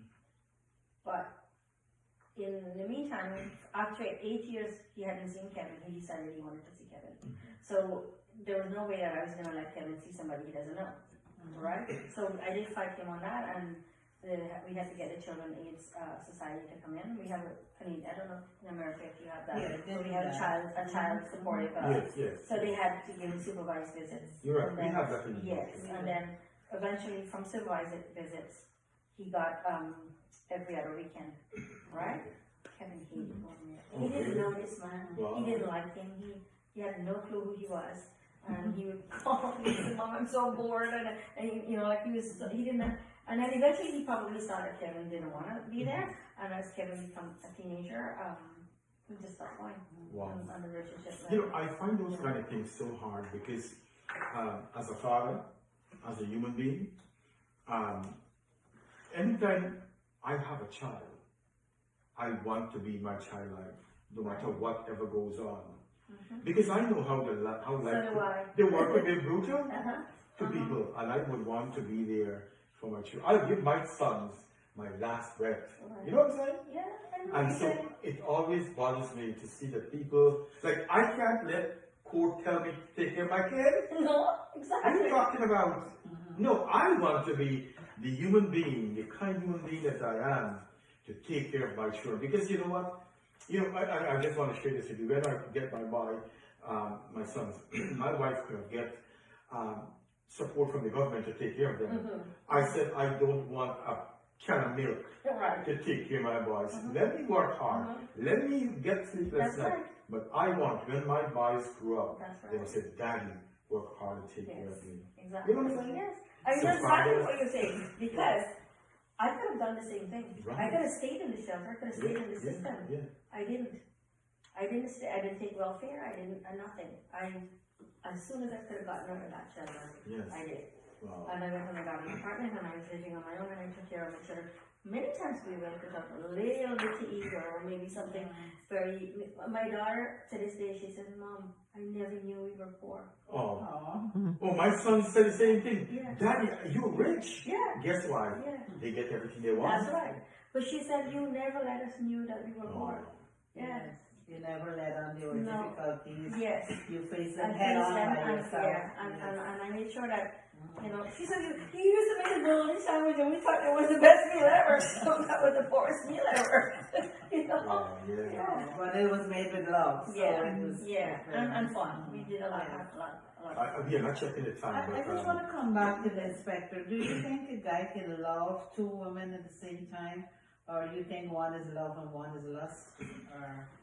I know that I can't love two men at the same time. Some women think they can. There's two guys here. You should answer that. Oh, Jesus, I'm in the hot seat now. I love that. Jesus. Good cause, Andy. You know what? I would want to love one woman because I would want, like, you know, listen, I look at these things. When I was young, I was a different story. But now I can't do that because you make Thomas laugh. because you know me now. Right? You know what I'm saying?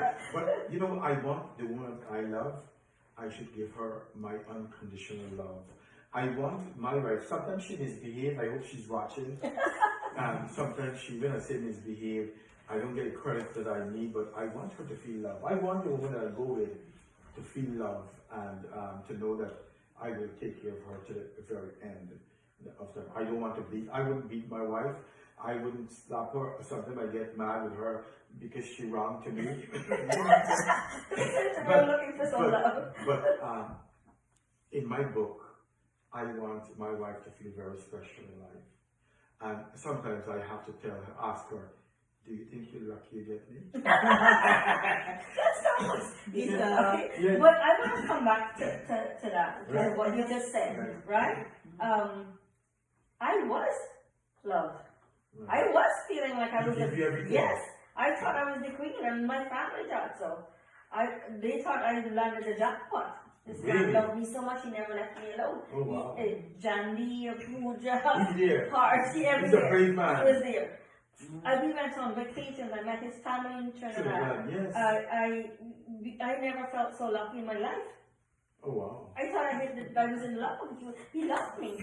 He never showed that there was anything else, Oh, wow. or I never felt it. He was a good player, He baby. was very good actor. Yeah. Before I move on, I just want to make a shout out to Geeta. Geeta, Ken says he wants the credit. Give him all the credit and you keep the cash.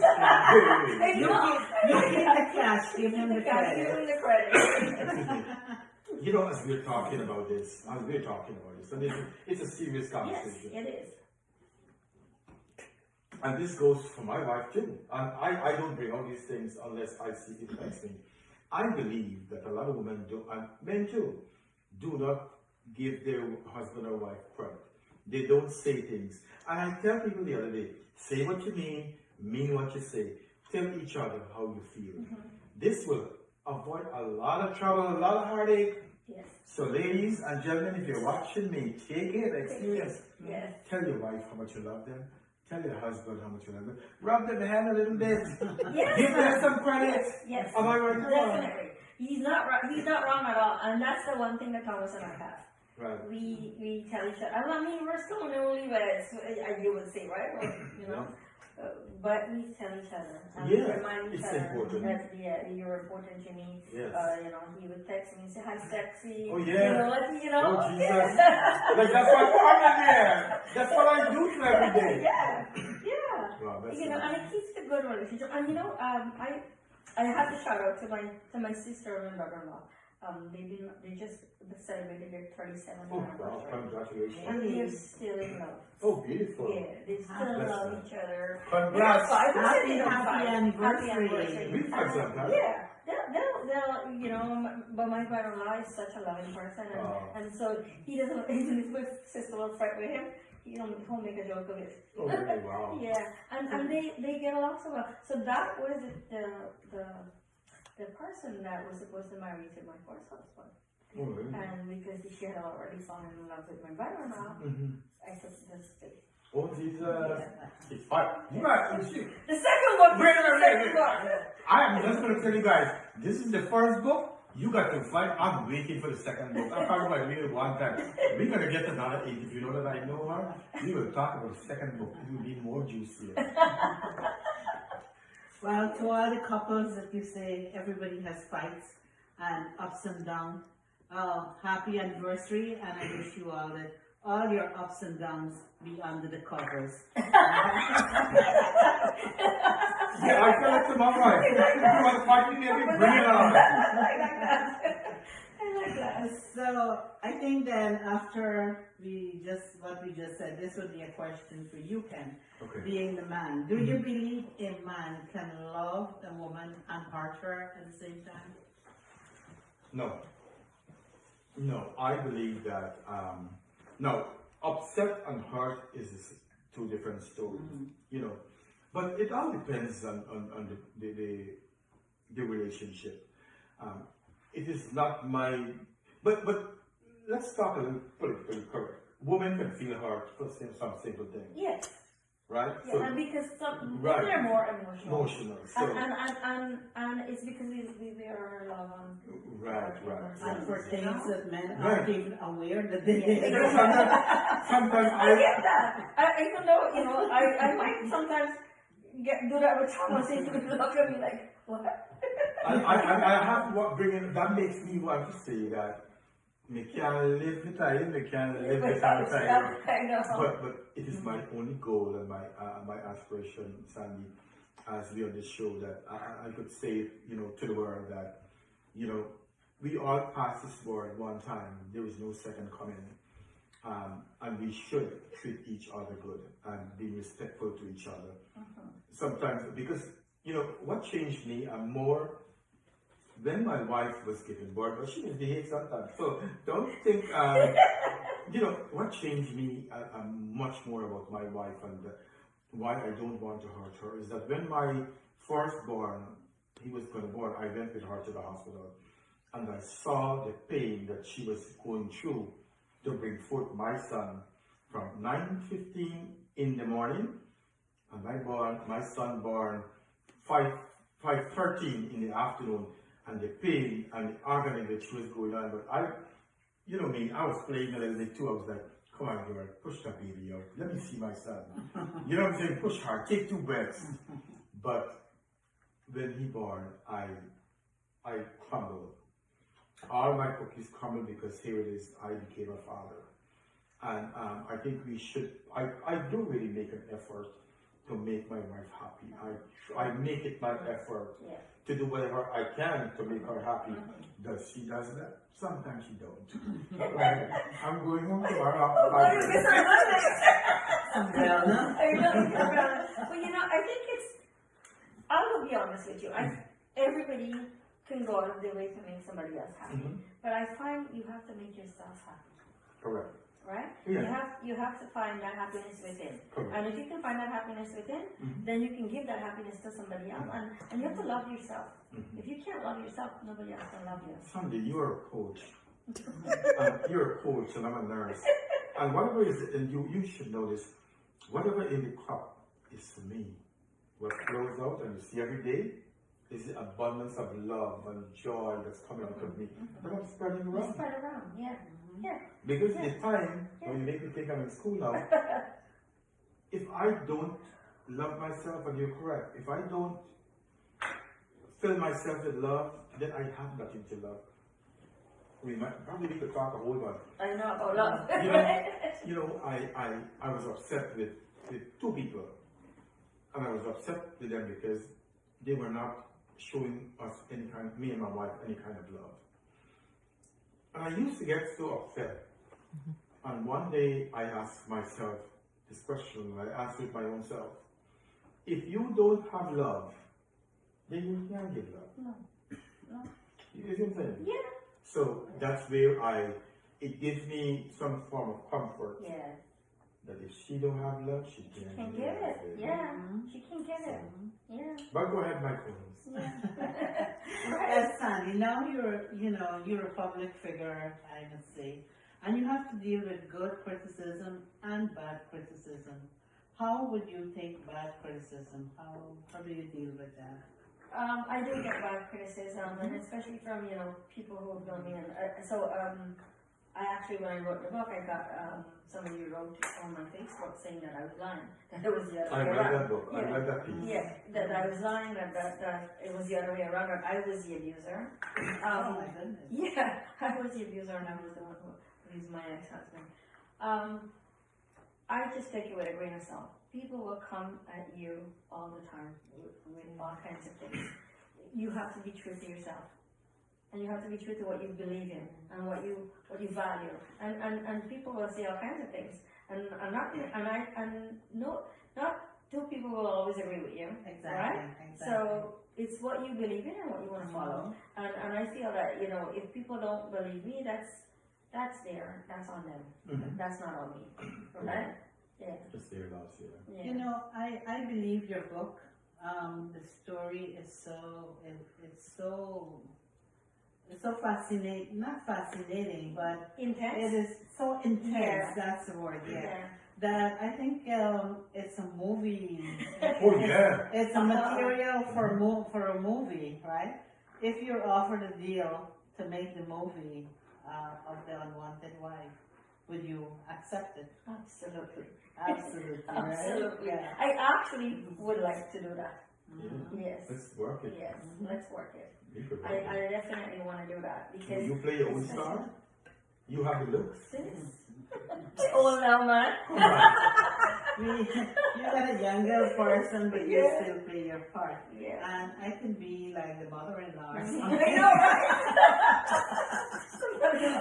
We could be the father, right? I'm already I probably could. Yeah. I'm already doing a casting here. I know. But the prequel, when it comes out, the prequel of The Unwanted Wife, will probably, it could be a great, like a mini-series. Wow. Yeah, why not? Yeah, we can do. It's Yes. so many different parts Yes. of it. And if you delve into all the little pieces. Let's get it on Netflix. Exactly. Let's get it on Netflix, whoever's watching. All right. Yeah. Absolutely. Yeah. My next question to you, how do you spend your spare time? What are some of your hobbies? Well, I have a dance school. That's my Yes. big passion. Yes. And that was one of the things that I don't think we talked about it. That was what Yeah, helped right. me a lot. Your school. My dad, I didn't. So you're a good dancer, right? I don't dance anymore. Oh, you're still. No, I don't even teach anymore. Oh, really? You My still kids dance teach. at parties, right? I dance at parties. That's what I like to do. Yeah, But I not as love an it. instructor. No. So that helped me as part of my therapy to heal myself. And that was the one thing that I forgot to say to people who are going through any kind of, unhappiness. Find something that makes you happy. Right. And that's what I did. I used to dance when I was younger in Guyana. I learned to dance in Guyana. Can you get it on YouTube? Can No, see? I don't have that. Nothing, no film or nothing about it. But the thing is, maybe there's She's some have talking some. about the mid-80s. We Yeah, we didn't have no videos or nothing We like that. didn't Then we have all probably that. have some old pictures and stuff I can find, Right. but no videos. But the thing is, I went to look back at my life and think to myself, what made me happy? What kept me from when I was being abused as a child? What kept me in that happy zone? Right. And it was dancing. So after the second idiot ruined my life, that's when I picked up all my pieces and decided to start teaching dance again. And I started, forming the dance school, and that I can't give up the dance school Wow. because the dance school helped me as well. So you may Right? have somebody else. That's right. So dancing, man, dancing keeps I love gets, dance too. it gets all your emotions out there. Yes. And you can dance your passion away. You can dance your hatred away. You can dance your unhappiness away. So, no, I don't teach anymore. I would like to see you do a special dance for us. Not today. I Sometime like in the classical dance. future. And Listen, any kind of dance is a dance. the most of the kids nowadays, they only want Bollywood, They don't want to get into the classical. Right, But right. our dance school is one of the rare dance schools in Ontario that keeps the classical alive still. Right. Yeah, yeah. It's good to keep that part of our culture Yeah, going. Yeah. The parents should know that is the basis. Of learning to dancing, dance. of And dancing, regardless yeah. if you want to come and dance Bollywood with us, we still teach Oh, I you can the dance, classical. yeah. Of course, Yeah. but you have to do the basics. Yeah, I'm glad you understand that. Exactly. Yes. Yes. So you also do volunteering. So I volunteer a lot. I volunteer at the temple in Pickering. I used to be on the board there, and I actually resigned last year because of board issues and Yes. temple issues. Yeah. Which we don't want to go there. It's an ongoing drama all over the Yeah, place. but I volunteer also. I used to volunteer with the police department to do a rookie program, but I don't do it anymore. Oh, wow. They don't have that program anymore. Oh, Myself and one of the other pundits that used to be there, we used to do a rookie program where the police had to learn about the different cultures in the community, not only in the religion, Buddhism, Christian, everything. Yeah, so they had to do that program before they graduated. So I used to volunteer with that as well. And so most of our dances, our performances are non-profit. Non-profit. Yeah. I believe you also dabble in painting, gardening. Gardening, Yes, I like to paint, and I just have this passion that I love to paint. Artistic. Yeah, and I love gardening. And I tell Thomas, don't touch my flowers. Oh, wow. A beautiful flowers up front. Yeah, very But impressive. he's dabbling in gardening now. Oh, I do a lot Look of behind you, and Oh, you can wow. tell me what you can't tell. Bet you can't tell me what that is. Which one? The art here? No, the other one. No, I never. That's a plastic thing? No, that's a real plant. Oh, really? So he never ate. He never had jackfruit before. Oh, that's a jackfruit? Ah. Yeah. Oh, wow. And he was at work and he had this seed after he finished eating. Right. So I bring it home and plant it, and I'm like, are you crazy? It's not gonna grow. Oh, it looks and good, he did. though. Yeah. Wow. And he's like minding it like his baby. Yeah. Something defies Yeah. logic. Yeah. Yeah. And of course, writing, which is your passion. I love writing. I don't think I will stop writing. I know I got the bug, like So after I already started writing my third. Oh, wow. Yeah. The creativity in some of these things are so astonishing. My daughter is also an author, but she does urban fantasy. Oh, nice. She writes fiction, Yeah, urban fantasy. Mhm. And my granddaughter is only 12. I see, oh, I'm so proud of her. Very That's so talented cool. artist. Yeah. Yes. Yeah. But, so next time we probably get some Takahar curry.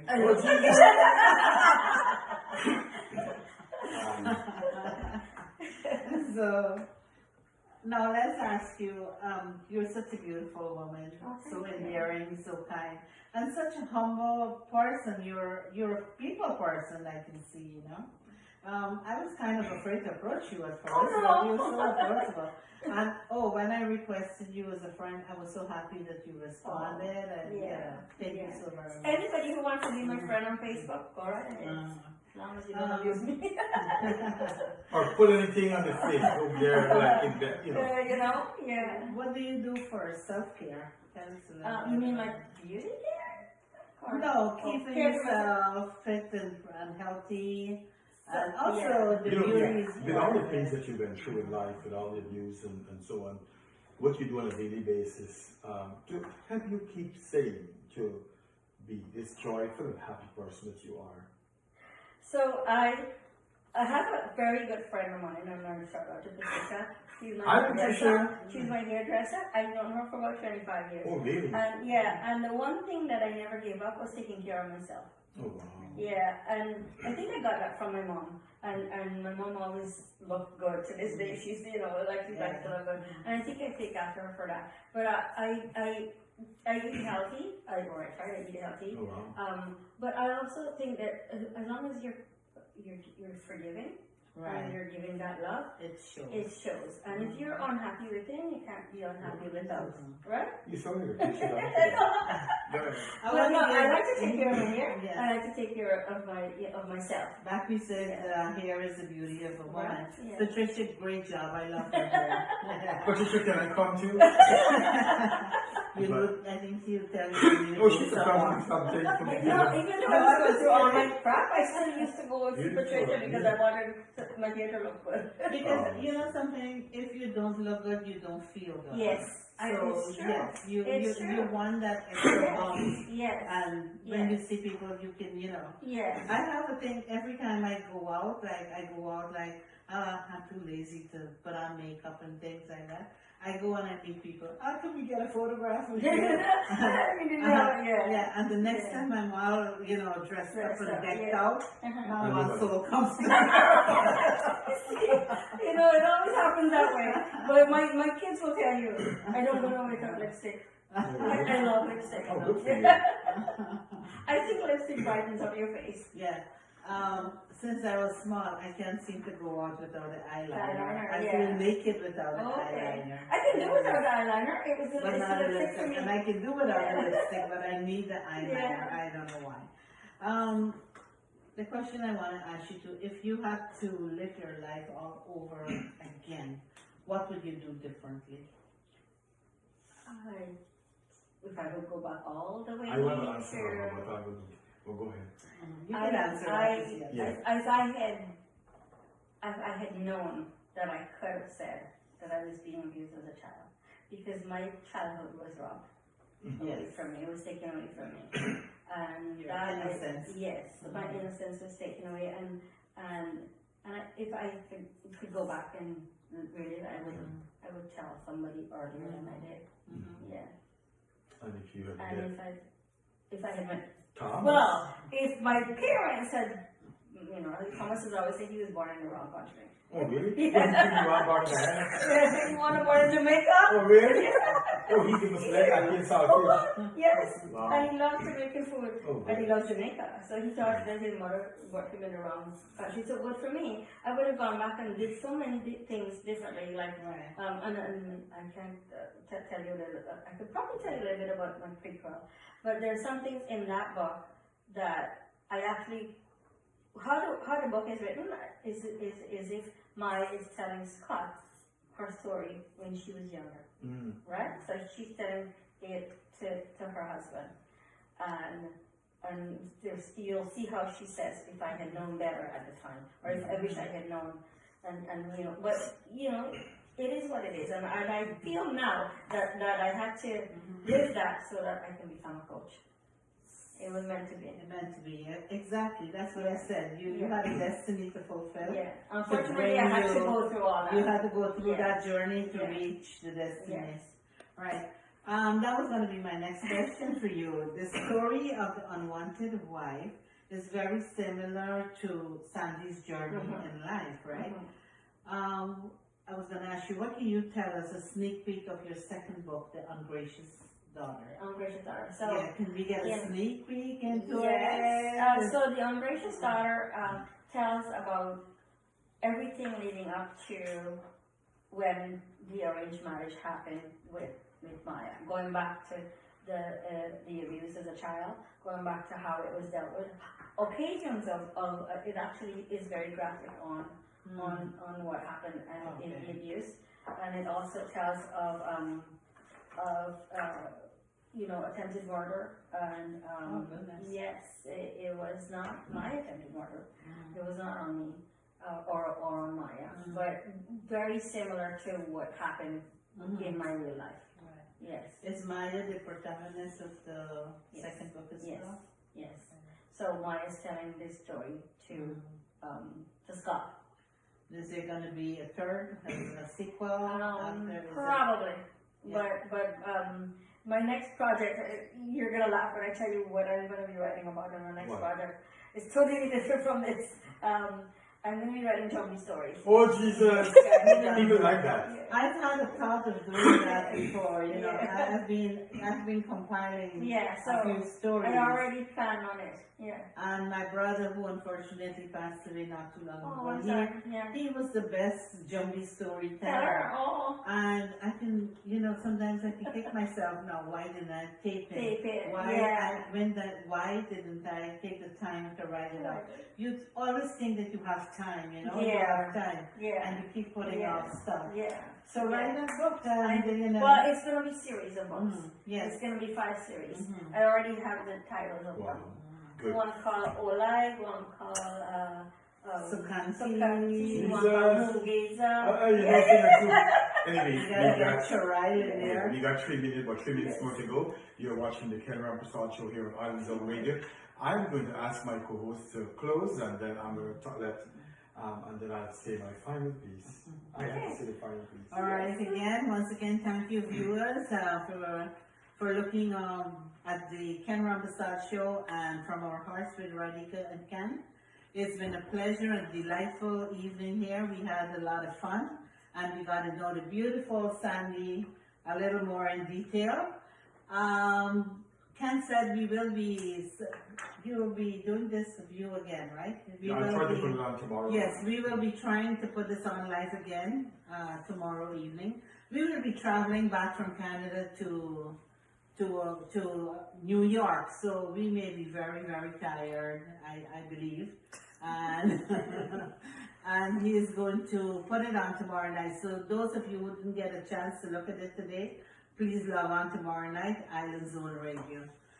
Once again, thank you all very much for always being supportive and loyal viewers. And on behalf of Ken, myself, and Sandy, we wish you all a very good, happy Labor Day. It's Labor Day here today, right? A very happy Labor Day. If you're drinking, please don't drive. You may spill that drink. So please be responsible, and also I just want you all, may God bless your hearts and all your other vital parts. See you later. I like that. Well, thank you for watching me on the Ken Rampersaud show. I appreciate it was a privilege being on this show. I actually do have a live every Monday as well. That I hope you can stick into as well. It's on my Facebook. Yes. Yes. So thank you very much for being in my home, and it's been a pleasure. Well, I love to do the last part because, like she said, it's a lot of gratitude here. We drove nearly 18 hours to come and do this interview with Sandy and to DJ Che. Thank you so much, DJ. And to Sandy, thank you so much for allowing us to come into your home and for allowing us to do this interview. Like, I am a normal guy, she's an actress. And, thank you so much. And you know, despite all the trauma, all the things that you went through in life, you managed to become a shining star, a woman that I respect and someone who's empowering. And to our viewers, thank you very much. God bless all of you. And I cannot tell you thanks to my sister for driving us every day around. And to my friend, I think I know Thomas a little bit. Thomas, I want to say thank you very much for allowing us to come into your home to do this interview. And most of all, I have to be honest with you. I am so glad, despite all the trauma, all the pain, everything that Sandy went through, that you are here for her and that you are giving her all the love that she needs to make it true and that she can still believe in love. And all the love she deserves. Yeah, take it down. Yeah. Take it down, everybody. Have a good night and we'll be heading back to New York tomorrow, alright? Bye. And don't forget to go and buy the book. Jonfromqueens.com. That's right, buy this book. It's cheap. Thank you guys. Oh, you gotta sign I'm it. gonna sell your book. Yes, you gotta put that in. This picture is better. That one's better. This one can erase.